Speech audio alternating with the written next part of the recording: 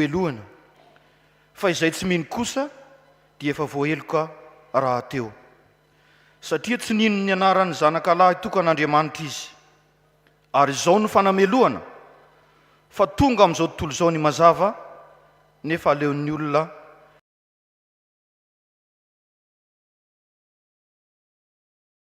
ratsy ny asany fa izay rehetra manao ratsy dia makahala ny mazava sady tsy manantona ny mazava fa andrao hita miariary ny asany fa izay manao ny marina kosa dia manantona ny mazava mba haseho ny asany fa atao amin'Andriamanitra izany.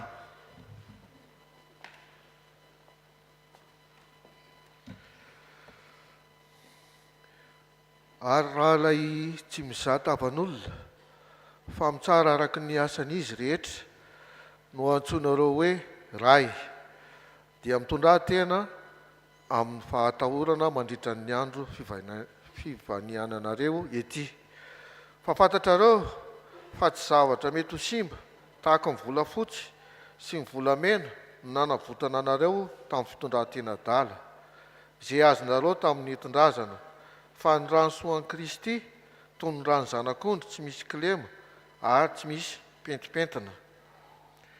Izay fantatra raha teo fony tsy mbola ary ny fanorenan'izao tontolo izao fa efa naseho tamin'izao andro farany izao no ny aminareo izay mino an'Andriamanitra amin'ny alalany dia ilay nanangana tamin'ny nanangana azy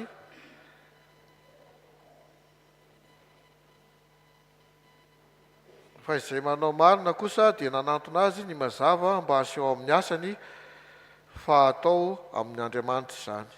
Ray Masino manamasinany amin'ny fahamarinana teninao amin'ny fahamarinana. Amen.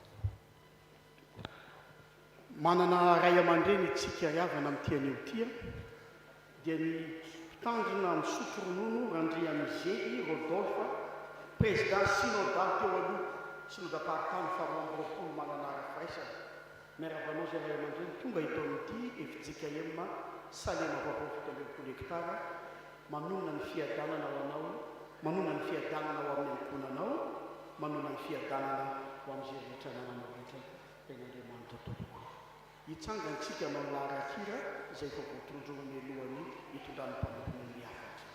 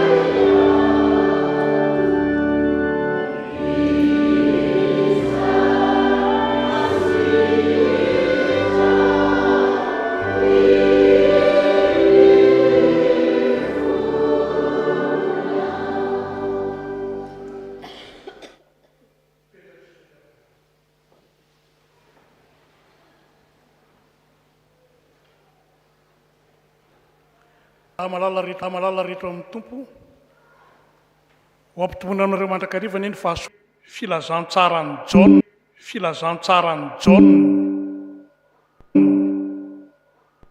zay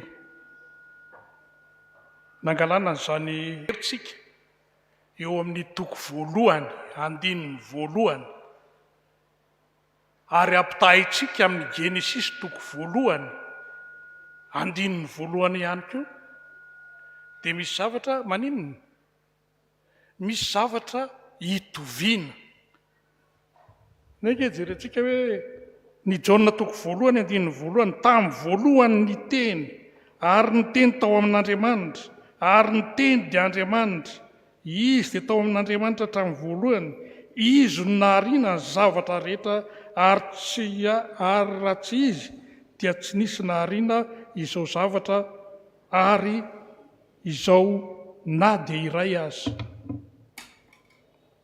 Ary amin'ny Genesis koa dia ohatran'izay, tamin'ny voalohany Andriamanitra nahary ny lanitra sy ny tany.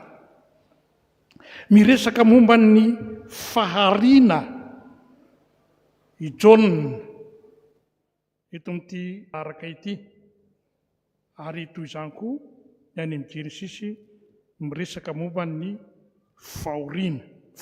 fahariana. Izao no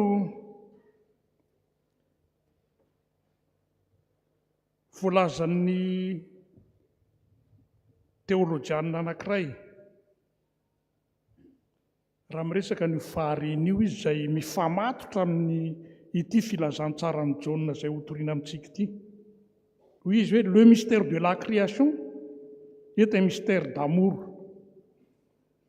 Izany hoe ny zava-miafy ny fahariana dia zava-miafy ny fitiavana.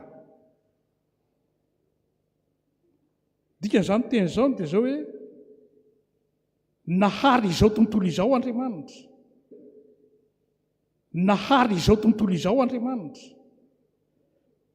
Nahary antsika olombelona Andriamanitra. Ny antony dia tsotra ihany hoe noharian'Andriamanitra mba ho tiaviny izao tontolo izao. Ary mba ho ratsy izy dia tsy nisy nahariana nao. Izany hoe raha manontany izany ny tena tsika dia hoe fa inona marina moa ny antom-pisiko hoe fa maninona no misy, fa maninona no izao. Ny valiny dia izao hoe misy ianao noharian'Andriamanitra ianao mba haninona, mba ho tiaviny. Ary ho setrin'izany ianao koa dia noharian'Andriamanitra mba ho tia azy, tianao Andriamanitra. Dikan'izany dia hoe sarobidy eo anatrehan'Andriamanitra ny fisianao. Sarobidy eo anatrehan'Andriamanitra ny fisianao, satria tsy tonga ho azy teto amin'ity izao tontolo izao ity ianao raha tsy ilay Andriamanitra nahary izao tontolo izao no nametraka anao teto. Ny zavatra faharoa dia ny hoe raha verinao amin'ilay toizantsika leo amin'ny Jaona teo, dia Andriamanitra nahary izao tontolo izao tamin'ny alalan'ny teniny. Ary Jesosy Kristy izany teny izany dia ilay teny tonga nofo. Andriamanitra koa raha nahary izao tontolo izao dia nahary izao tontolo izao tamin'ny alalan'ny teniny. Ka ilay izao tontolo izao mikorotana tsisy endrika sady foana no ny fitiavan'Andriamanitra sy ny famindrapony dia nomen'Andriamanitra endrika. Ary izay ilay tantara ny faharian'Andriamanitra ny teny hoe misy mazava dia nisy ny mazava dia nalamin'Andriamanitra. Ilay izao tontolo izao mikorotana dia tonga zavatra tsara sy mahafinaritra. Izay ilay fahariana izay nataon'Andriamanitra. Ary raha miverina ohatran'ny hoe manao fampitahana kely ilay Jaona sy ny Genesis ahako. Raha mijerena aty amin'ny Jaona koa tsika dia Andriamanitra nahary atsika tao amin'ny Jesosy Kristy. Eo amin'ny Jaona toko 3 eo aloha eo dia alohan'ny antiny fahinana dia miresaka amin'ilay fahateraham-baovao, ilay Nikodemosy sy Jesosy niresaka hoe raha tsy hahateraky indray ny olona dia tsy mahazo mahita ny fanjakan'Andriamanitra. Tsy manana ny fiainana mandrakizay. Ilay fahateraham-baovao dia fahariana vaovao, fahaterahana, fanomboana fiainana vaovao miaraka amin'Andriamanitra, amin'ny finoana sy fanekena an' Jesosy Kristy, ho tompo sy Andriamanitra. Satria Jaona ihany mampianatra fa nitanjo ny filazantsara. Hoy Jaona dia nahatonga anareo ino fa Jesosy Kristy no zanak'Andriamanitra, ary mba nananareo fiainana ao aminy.